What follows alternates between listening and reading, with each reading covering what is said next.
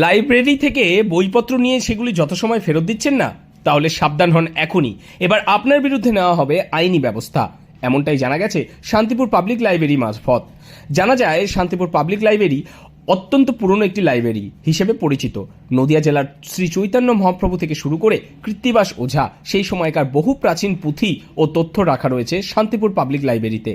লাইব্রেরিতে আগত সমস্ত সদস্যরাই বিনামূল্যে সেই সমস্ত পুঁথি ও বই পড়তে পারেন। তবে অনেকেই লাইব্রেরি থেকে বই সংগ্রহ করে সেই বই নিয়ে যায় বাড়িতে পড়ার উদ্দেশ্যে।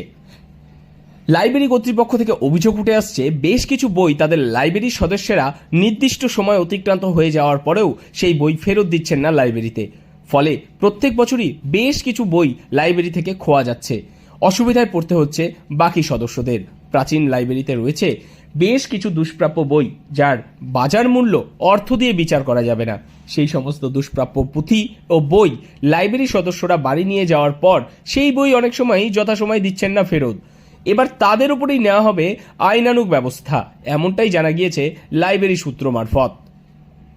আইনানুগ ব্যবস্থা বলতে আমাদের যে রুলস আছে, আমাদের ডিপার্টমেন্টাল যা সিস্টেম আছে, সেই সিস্টেমে গিয়ে আমরা আবার বোর্ড মিটিং করব। চিঠি পাওয়ার চিঠিতে লেখাই আছে 15 দিনের মধ্যে, প্রাপ্তির 15 দিনের মধ্যে আপনারা আপনার নির্দিষ্ট কার্ডে দেওয়ার বইটি লাইব্রেরিতে জমা করুন, আবার আদান প্রদান করুন। তার মানে আইন অনুযায়ী কিছু ব্যবস্থা তো নিশ্চয়ই আছে? না, আইন সব সময় আছে। আইন প্রত্যেকটা মানুষের জন্য আইন সব ক্ষেত্রে আছে। যে আইন আছে সেই আইন মোতাবেক আমরা বোর্ডের মিটিং করে নিশ্চিতভাবে তারাও আমাদের পাঠক পাঠিকা, তাদেরও যাতে সুবিধা অসুবিধা দেখে, আমরা সবসময় মানবিকতার পক্ষে। রাজ্য সরকার মমতা ব্যানার্জি যেটা বলেছে, আমরা মানবিকতার পক্ষে, আমরা মানবিকতার মাধ্যম দিয়ে বইগুলো সংগ্রহ করতে চাই। স্বাভাবিকভাবেই সেটা সফলতা না পেলে আগামী দিনে ভাবা হবে।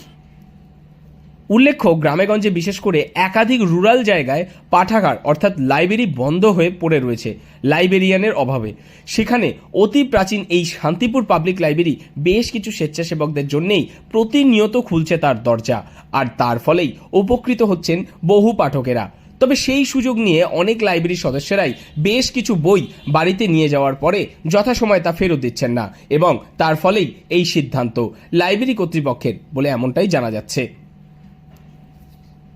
তবে যথাসময়ে লাইব্রেরির বই সদস্যরা ফেরত না দিলে কি ব্যবস্থা নেওয়া হবে তা জানতে চাইলে লাইব্রেরি কর্তৃপক্ষ জানান, মুখ্যমন্ত্রী মমতা বন্দ্যোপাধ্যায় ইতিমধ্যেই ঘোষণা করেছেন সমস্ত লাইব্রেরিতে বিনে পয়সায় সমস্ত বয়সের পাঠকদের পরিষেবা দিতে হবে। তাই পাঠকেরা এই দুষ্প্রাপ্য বই থেকে সঠিক জ্ঞান অর্জন করুক এবং যেন দেশ বিদেশের সমস্ত ইতিহাস তারা জানে।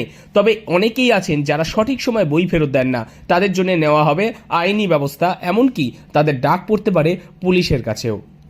তাদের জন্য আইনানুগ ব্যবস্থা বলতে আমরা তাদেরকে একটা টাইম দেবো, তারা একটা টাইম নেবেই। সেই টাইমটা না যাওয়া পর্যন্ত আমি আগাম বলে দিতে পারবো না আপনাকে কি ব্যবস্থা নেবো। আচ্ছা, সেইটা নিয়ে বোর্ডে মিটিং বসবে, বোর্ডে মিটিং বসে সম্পাদক মহাশয়, সভাপতি মহাশয়। মানে আমার একটা জিনিস জিজ্ঞাসা, সেটা হচ্ছে বই না ফেরত দিলেও করা আইন আছে? আছে, অবশ্যই আছে। এমনকি আমি যদি থানায় রিপোর্ট করি, থানা থেকে ফোর্স নিয়ে গিয়ে বলি এটা সরকারের সম্পদ। এটা আমাদের দিদি মমতা বন্দ্যোপাধ্যায় এই মুহূর্তে এবারে জানেন 10,000 থেকে 15,000 টাকা, আমাদের 5,000 টাকা বাড়িয়েছেন বই কেনার জন্যে। এটা তো মানুষকে আমরা পরিষেবা দিতে পারবো আরো বেশি করে, এটাই তো ওনার উদ্দেশ্য। তবে জরিমানার কথা জানতে চাওয়া হলে জানা যায়, বেশ কিছু শহর এবং মফস্বলের লাইব্রেরিতে সঠিক সময় লাইব্রেরির বই ফেরত না দিলে কিংবা বই বাড়িতে নিয়ে যাওয়ার পরে সেই বই ক্ষতিগ্রস্ত হলে নির্দিষ্ট জরিমানা দিতে হয় ওই সদস্যকে। শান্তিপুর পাবলিক লাইব্রেরিতে সরকারিভাবে কোনো জরিমানা নেওয়া হয় না, তবে লাইব্রেরি কর্তৃপক্ষের সিদ্ধান্তে একটি জরিমানা ধার্য করা হয়েছে প্রাচীন দুষ্প্রাপ্য এই বইগুলির ভবিষ্যতের কথা ভেবেই, যাতে সুরক্ষিত থাকে এই সমস্ত পুঁথি ও বই এবং আগামী প্রজন্মেরা এই বই থেকে প্রাপ্ত জ্ঞান অর্জন করতে পারে। সেই কারণেই।